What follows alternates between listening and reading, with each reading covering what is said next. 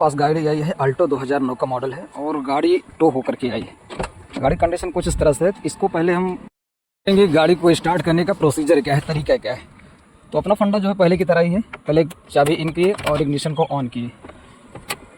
अब ये ऑन करने के बाद भी यहाँ पे देखेंगे मैंने ऑन कर दिया, लेकिन मीटर पर किसी प्रकार की कोई एक्टिविटीज़ नहीं है, किसी प्रकार की कोई लाइट नहीं है, मतलब बैटरी कनेक्शन से कटा हुआ, पावर इसमें नहीं है। अब बैटरी की पावर चेक करेंगे। इसमें क्या पहले जस्ट लाइट की ही पावर चेक कर लेंगे, इसमें लाइट है ये सही है कि नहीं सही है, तो सही है। फिर चलेंगे तो इसकी पावर चेक कर लेंगे, इसमें पावर है कि नहीं। ये तो बिल्कुल जीरो है, यहाँ पे किसी प्रकार की कोई पावर नहीं है। ये बैटरी भी ये वाइट हो चुकी है, यहाँ पे जो इंडिकेटर होता है ना ये वाइट है, तो यहाँ पावर कोई नामो निशान नहीं है।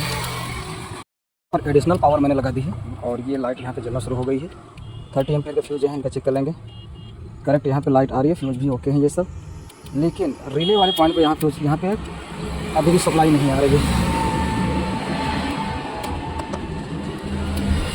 इस रिले पे आ रहा है, यहाँ पर भी आ रहा है, यहाँ पर भी आ रहा है। अब मीटर की कंडीशन एक बार चेक कर लेते हैं।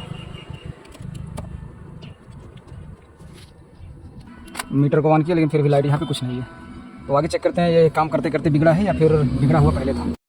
कभी कभी होता है क्या कि हमसे पहले या आपसे पहले कोई अगर दूसरा मैकेनिक काम किया तो किस लेवल का काम किया ये भी देखना होता है, क्योंकि काफ़ी कनेक्शन करते करते खोला जाता है, बाद में फिट नहीं किया जाता। वहाँ पर भी ये कंडीशन होगी कि ये इसकी लाइट नहीं आएगी, इसलिए पैनल खोलेंगे और इग्निशन स्विच को एक बार चेक कर लेते हैं, क्योंकि मुझे लग रहा है कि यहाँ पे काफ़ी कुछ खोला बांधा गया है।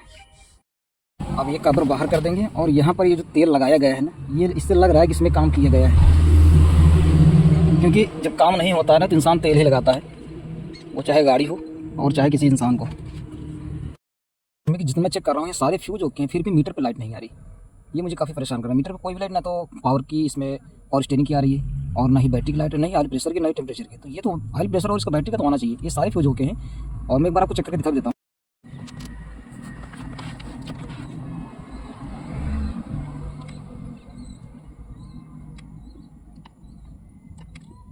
ये सारे फ्यूज ओके हैं, कहीं से कोई फ्यूज इसमें फॉल्ट नहीं है कि कहीं से कुछ कमी दिख रही हो। काम तो हुआ इसमें, और टू हो के आने का मतलब होता है कस्टमर बड़ी आसानी से नहीं आ जाता, वो भी किसी लोकल मैकेनिक के पास में। सारे फ्यूज ओके हैं, फिर भी प्रॉब्लम है कि इसके मीटर पर लाइट नहीं आ रही है। लो जी, अब इसमें नया पंगा शुरू हो गया। ये देखिए यहाँ पे ये थोड़ी देर के लिए दर्शन होते हैं, हल्की सी मध्यम से लाइट यहाँ पे देखें, नोटिस करेंगे, थोड़ा सा देखेंगे तो ये ऑयल प्रेशर की लाइट आ गई, चली भी गई, और जैसे ही क्रैंक करते हैं चली गई, थोड़ी सी लाइट हल्की सी आपको यहाँ दिख रही होगी, आ गई फिर से। ये लूज कंट्रोल का प्रॉब्लम है। और MIL की लाइट तो आ ही नहीं रही, ECM वाली, यहाँ पे कुछ भी नहीं है। फ्यूज निकालें, यहाँ पे देखेंगे किसी में इसमें इसकी पॉइंट एक में है, दूसरा उड़ा है, वायर भी लगाया गया है। इस तरीके से तो गाड़ियाँ चल रही हैं। अब इनमें ये डिसाइड करना मुश्किल होता है फ्यूज फॉल्ट है कि इसकी कोई कपलर में या फिर कहीं कनेक्शन फॉल्ट है।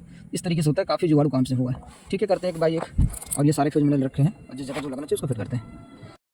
मशक्कत करने के बाद में फॉल्ट क्या मिला इसका, अभी मुझे चेक करते हैं। पहले तो कई जगह इसमें लूज कॉन्टैक्ट और ये सारी फ्यूज वगैरह प्रॉब्लम थी, जो कि बहुत सारी समस्याएं थी। अब इसमें क्या दिखाते हैं आपको, ये टर्मिनल वायर मैंने निकाल दिया बाहर अल्टरनेटर का, यहाँ थोड़ा फोकस करेंगे, ये वायर मैंने बाहर निकाल दिया है। अब क्यों निकाल दिया, क्योंकि ये यहाँ से अल्टरनेटर हीट हो रहा था और बैटरी को डिस्चार्ज कर दिया। चेक करते हैं। चलो, ये मीटर पर लाइट तो आ चुकी है, ठीक है, बिल्कुल प्रॉपर आ चुकी है, और मैं क्रैंक भी कर रहा हूँ, ठीक, लेकिन MIL और इसका इमोबिलाइजर लाइट यहाँ पे नहीं आ रही। चलिए छोटे से डिवाइस को लगाते हैं, गाड़ी छोटी है, छोटे डिवाइस से ही काम कर लेते हैं, कोई बड़ा डिवाइस इसमें यूज़ नहीं करेंगे, सारी चीज़ें उसमें छोटे डिवाइस। अब इतनी समस्या क्या काम थी कि उसमें लाइट भी ना आए, हो गया अभी पंगा। चलिए इसको खोलते हैं।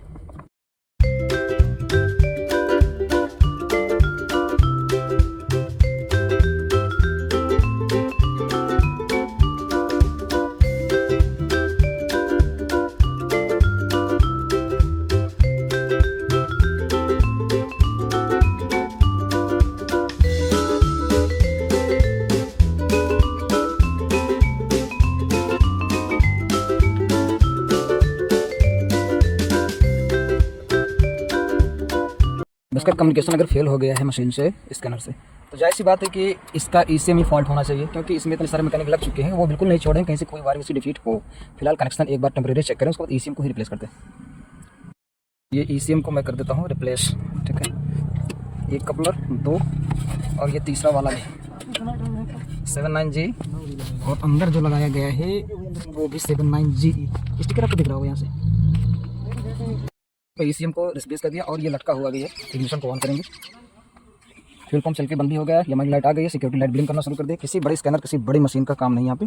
पहले बताया था इसमें छोटे टूल से ही सारा काम करूँगा। जिन भाइयों ने इस टूल से काम किया वो जानते हैं इसकी पावर को। और ओल्ड मॉडल की गाड़ियों के लिए तो ये रामबाण है। लोडिंग,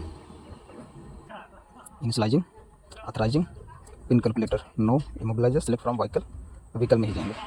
आल्टो 07 मई 2011, okay okay okay. Replace new ECU, are you sure, okay. 2009, okay okay. 05, okay. काम फिनिश, इंटर। इग्निशन ऑफ करके ऑन करेंगे, चेक करेंगे। स्टेबल हो गई। अब गाड़ी को क्रैंक कर देते हैं, स्टार्ट होती है कि नहीं होती है, चेक करें। लो, सक्सेसफुली स्टार्ट हो गई है। और इसमें मिसिंग बहुत ज़्यादा है, क्योंकि मेरा जितना काम था मैंने किया, लेकिन अभी इसको मैकेनिकल काम जो वो भी करना होगा। इंजन में अजीब सा एक नॉइज़ है, ऐसे लग रहा है जैसे इसके किसी कनेक्टिंग की आवाज़ है, लेकिन देखने में कनेक्टिंग की आवाज़ है कुछ और है इसमें।